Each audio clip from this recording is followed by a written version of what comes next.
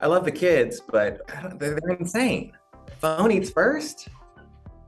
No, I've never taken a photo of my food. Hi, I'm Randall Park, and this is Tastemade's Food for Thought. I'll do Red Hots. These are Red Hots, which I actually don't usually eat them that often, but I like the name. I mean, there's a lot of excitement to the packaging. Oh my gosh. Okay, I didn't expect it to shoot out like that. And they're very red, as described on the package. Let's see if they're very hot. So many came out. I'll just have a couple. That's more than a couple. These are really good. They are getting hot, but not like painfully hot. But they do make me think of a particular movie that might pair well. I just put too many in my mouth. There's a movie on Netflix called Always Be My Maybe. It's also red hot. Red hot with romance, with love, with comedy. It's as the kids say, fire. Yeah, I would highly recommend enjoying the movie Always Be My Maybe. All right, it's getting a little too hot now. Yeah, every time I go to the movies, I get a popcorn, usually like a medium popcorn and a soda, and that's like my ritual. Every movie since I was a kid. I do remember one time when I was really little, and back then they used to have like double features. And my mom took me and my friend Albert. I don't know what my mom was thinking. She took us to a double feature. And the first movie, I don't remember the second movie they were showing, but the first movie was Risky Business with Tom Cruise. And we went in there, and immediately, I don't even remember what was the first thing on screen, but it was very inappropriate for two kids. And after the first like 2 minutes, she was like, we got to get out of here. And I remember eating that popcorn in the car, driving back home because it was inappropriate. And then I saw the movie way later in life and thought, yeah, you don't bring kids to that movie. Yeah, maybe don't bring your kids to see Risky Business, but you can watch it at home on Netflix. So kids, watch Risky Business. I'm kidding. No, adults, watch Risky Business.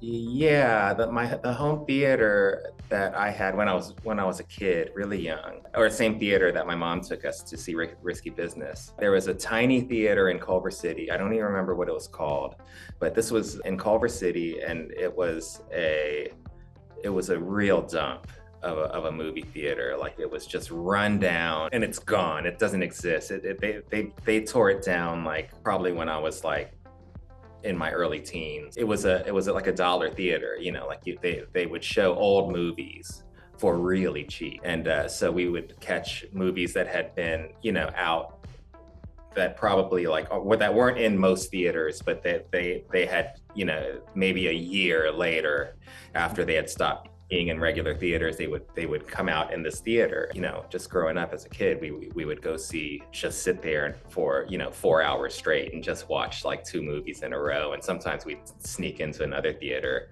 and watch another movie, just spend the entire day at that theater.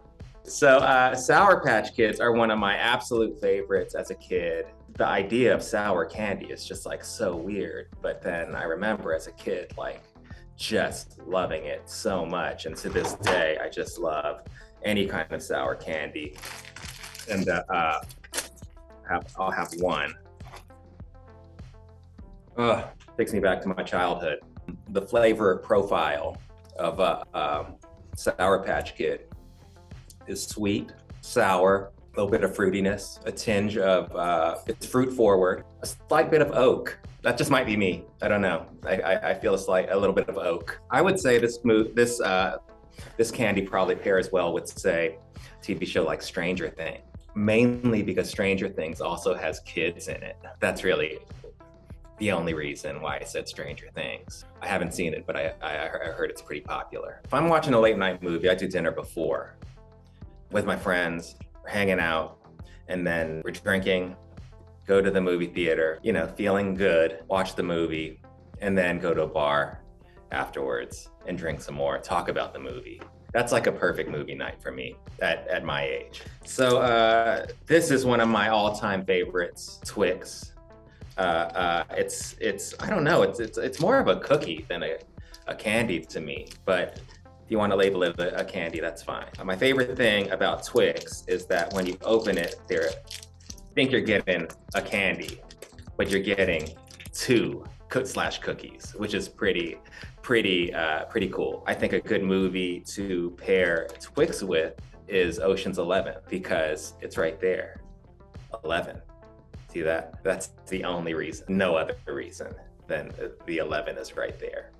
Let's see if they taste the same as they did yesterday when I had my last Twix. Well, you got the crunch of the cookie, you got the chewy caramel, and you got the chocolate coating, which really kind of brings it together. It's sweet. There's a hint of blackberry. That just might be me because I ate blackberries earlier. A little bit of bourbon. This might be me because I had bourbon earlier.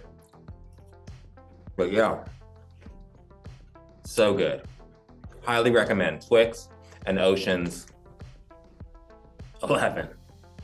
No, Blockbuster memory. I mean, I don't really, gosh, I had a neighborhood Blockbuster that I would frequent.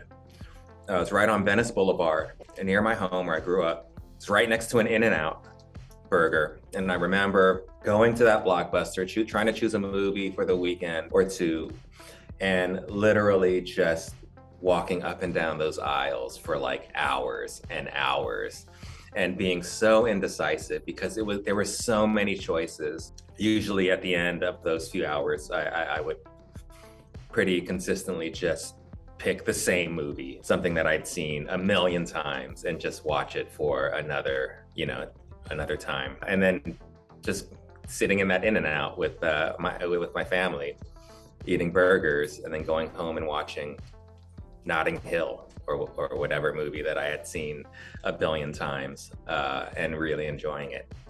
I eat first. I don't understand this.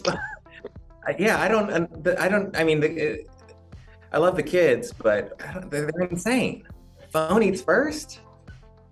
No, I've never taken a photo of my food before eating it. I don't get it. But I mean, I get it because it's a memory, and it's like and sometimes food is beautiful. I mean, a lot of time, always food is beautiful. So I get it. Actually, I'm kind of changing my mind right here on the spot. I kind of get it. Actually, and maybe my phone should eat first. Yeah, no, I'm sorry, kids. I take it back. You're onto something. I think my dream double feature, When Harry Met Sally, just the movie that I love so much. It's one of the great rom-coms, The Untouchables. Very different movies, I know, but both very meaningful to me. The Untouchables was the first movie that I went to at a theater by myself.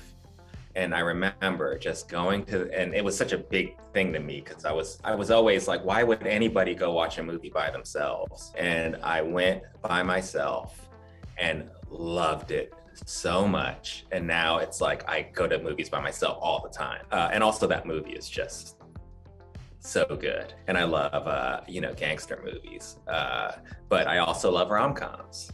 And I think you want to hold the whole experience. So I would say When Harry Met Sally and The Untouchables would be a great night. Yeah, I'd be sure to watch Blockbuster on Netflix. It's I'm so proud to be a part of this show with these amazing, talented group of people.